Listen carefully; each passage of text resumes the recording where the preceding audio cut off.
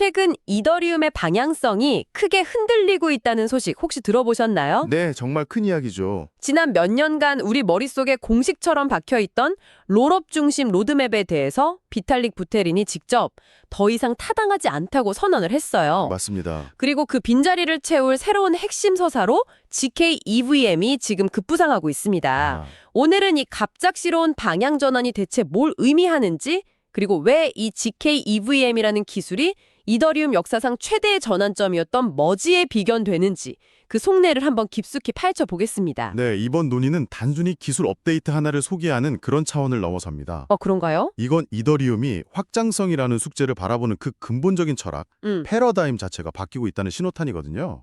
단순히 레이어 2 롤업들을 그냥 돕는 보조적인 역할에서 벗어나서요. 레이어 1, 그러니까 이더리움이라는 거대한 컴퓨터의 엔진 자체를 교체하려는 시도라고 볼 수 있습니다. 엔진을 교체한다. 와, 스케일이 다르네요. 자, 그럼 이 이야기부터 한번 풀어보죠. 무거운 작업은 롤업이, 이더리움 L1은 보안만 책임진다. 이게 지난 몇 년간 거의 유일한 정답처럼 여겨졌잖아요. 그랬죠? 공식이었죠? 근데 왜 갑자기 이 공식이 흔들리는 걸까요? 여기에는 우리가 사실 예상치 못했던 두 가지 현실적인 변화가 있습니다. 어떤 거죠? 일단 첫 번째는요. 이더리움 베이스 레이어, 즉 L1 자체의 성능이 생각보다 많이 개선됐어요. 아, 덴쿤 업그레이드 같은 것들 덕분에요. 네, 맞습니다. 특히 덴쿤 이후에 블록 용량이 커지면서 L1의 수수료 부담이 꽤 줄었거든요. 그리고 두 번째로는 반대로 기대를 모았던 많은 롤러 프로젝트들이 아직 완전한 탈중앙화를 이루지 못하고 있다는 점이에요. 여전히 중앙화된 시퀀서에 의존하는 등 뭐랄까 아직 풀어야 할 숙제가 많죠. 아, 그러니까 L1과 L2의 발전 속도에 일종의 미스매치가 생긴 거군요. 네, 모두가 L2라는 신도시로 막 달려갔는데 막상 가보니까 인프라 공사가 아직 한창이고 오히려 출발점이었던 L1 구도심이 재개발을 통해서 생각보다 튼튼하고 넓어진 그런 상황이라고 비유할 수 있겠네요. 그거 아주 적절한 비유입니다. 바로 그 간극에서 롤러만이 유일한 해답인가? L1 자체를 더 강력하게 만들 순 없을까? 이런 근본적인 질문이 다시 고개를 든 겁니다. 흥미롭네요. 사실 몇 년 전만 해도 이더리움 커뮤니티에서 L1 자체를 확장하자는 주장은 거의 이단 취급을 받았어요. 아, 그랬었죠. 그건 불가능하다, 롤러만이 살 길이다, 이런 분위기가 지배적이었거든요. 그런데 이제는 비탈릭을 포함한 핵심 개발자들이 이걸 진지하게 논의하고 있다는 것 자체가 정말 격세지감이죠. 그 새로운 생각의 중심에 바로 GK EVM이 있는 거고요. 맞습니다. 그런데 여기서 많은 분들이 좀 혼동하시는 지점이 있어요.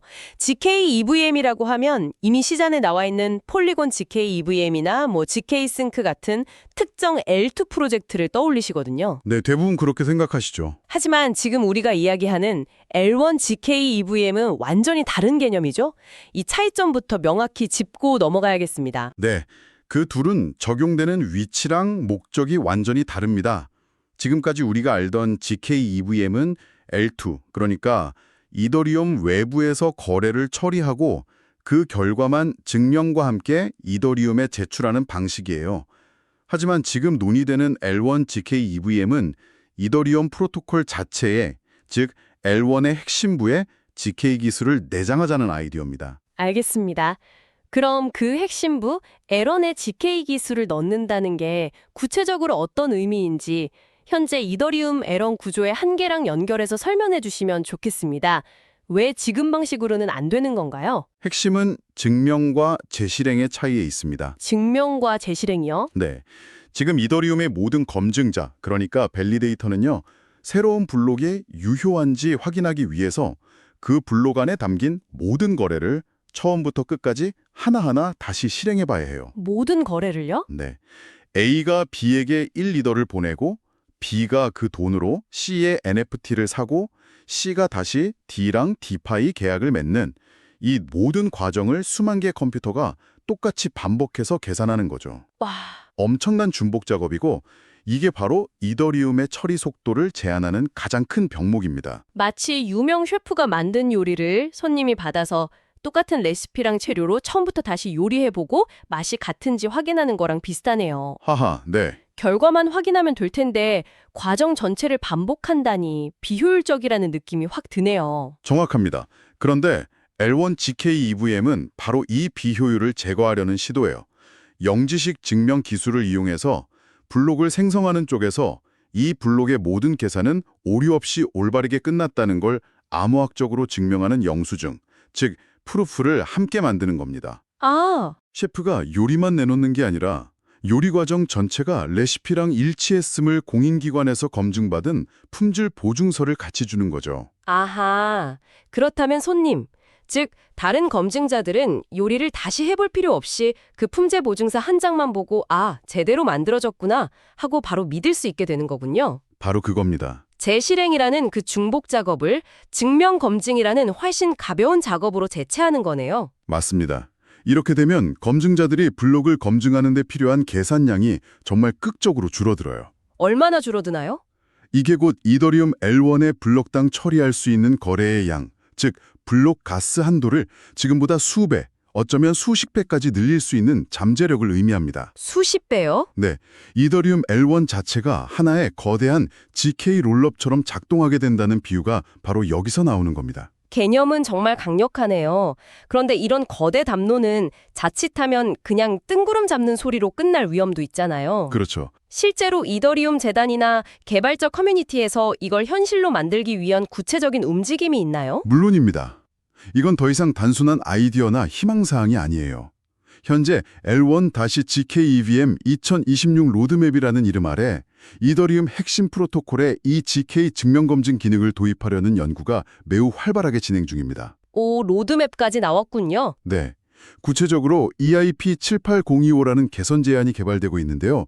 이게 뭐냐면 검증자들이 기존처럼 모든 거래를 재실행할지 아니면 이 새로운 GK 증명을 검증할지 선택할 수 있도록 하는 내용을 담고 있어요. 아, 강제하는 게 아니라 선택권을 준다는 점이 흥미롭네요. 점진적인 전원을 통해서 네트워크의 안정성을 꾀하려는 의도군요. 그렇다고 볼 수 있습니다. 네트워크 전체의 갑작스러운 변화를 강요하는 대신에 준비된 검증자부터 새로운 방식을 채택하게 함으로써 안정적으로 기술을 도입하려는 거죠.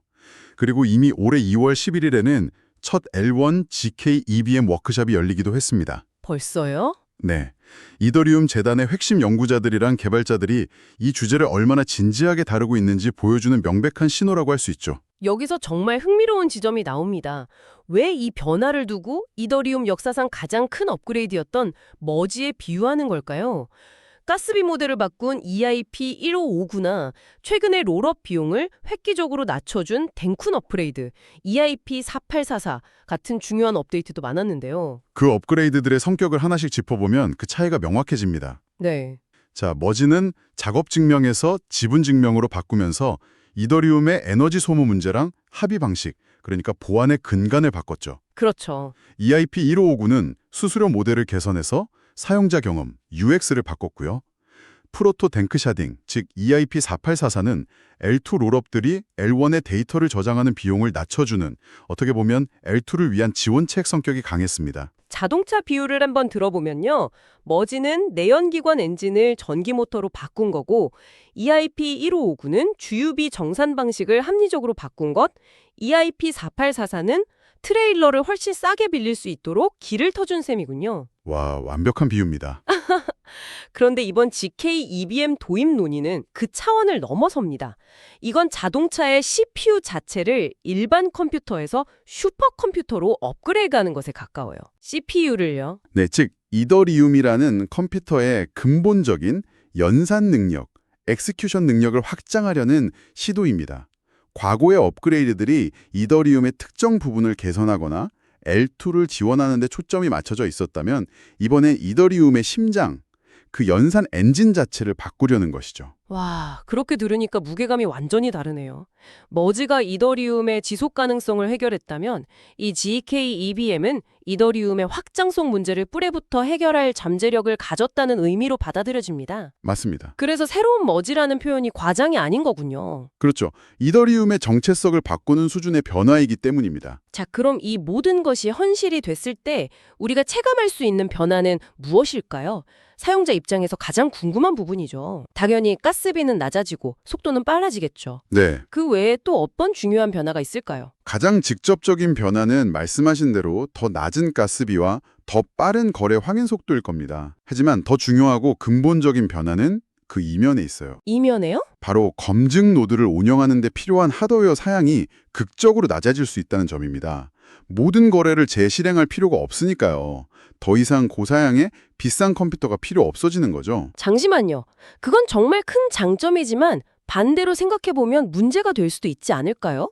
L1에서 모든 걸 처리하게 되면 블록체인에 기록되는 데이터의 총량이 폭발적으로 늘어나는 상태 폭증, 그러니까 스테이트 블롯 문제가 훨씬 심각해질 텐데요. 오, 이건 결국 노드를 운영하는 데 필요한 저장 공간의 부담을 키워서 탈중형화에 오히려 독이 될 수도 있을 것 같은데요. 굉장히 날카롭고 중요한 지적입니다. ZK EVM이 도입되면 이 문제가 더 부각될 수 있어요. 그래서 현재 이더리움 커뮤니티에서는 상태 만료, 스테이트 익스파이어리나 버클트리 같은 기술을 통해서 오래되고 불필요한 데이터를 효율적으로 관리하고 삭제하는 연구를 병행하고 있습니다. 아, 같이 준비하고 있군요. 네. ZK EVM 로드맵은 이런 상태 관리 기술의 발전과 함께 가야만 성공할 수 있습니다. 한쪽의 성능을 극한으로 끌어올리면서 다른 쪽에서 발생하는 부작용을 최소화하는 그런 종합적인 접근이 필요한 거죠. 그렇군요. 역시 세상에 공짜 점심은 없네요. 장점과 함께 풀어야 할 과제도 명확한 상황이군요. 맞습니다. 그럼에도 불구하고 이 방향으로 나아갔을 때 우리가 얻게 될 이더리움의 미래상은 무엇일까요? 특히 기존 롤업 생태계에는 어떤 영향을 미칠까요?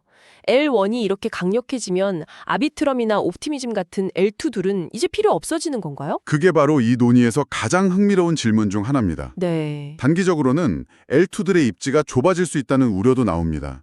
하지만 장기적으로 보면 역할이 재정이 될 가능성이 높아요. 역할의 재정이요? 예를 들어 L1이 대중적인 금융거래를 처리하는 글로벌 결제 레이어 역할을 한다면 L2들은 고성능 게임이나 소셜미디어 혹은 특정 기업을 위한 맞춤형 앱체인처럼 훨씬 더 전문화되고 특화된 영역으로 발전할 수 있습니다.